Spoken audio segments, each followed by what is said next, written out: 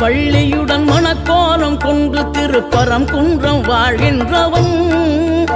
நீ தேவர்களை காத்திடவே வீரமுடன் வேலெடுத்து செந்தூரில் ஆழ்கின்றவன் மாங்கனிக்கு கோபம் கொண்டு பார்ப்புகழும் பழனியிலே ஆண்டியன கோலம் கொண்டவன் நீ தத்துவத்தின் சாரெடுத்து சுவாமி மலை எல்லையிலே தகப்பனுக்கு பாடம் சொன்னவன் காவல் என நின்று பெரும் சினம் தணிந்து தணிகையில கண் குளிர காட்சி தந்தவன்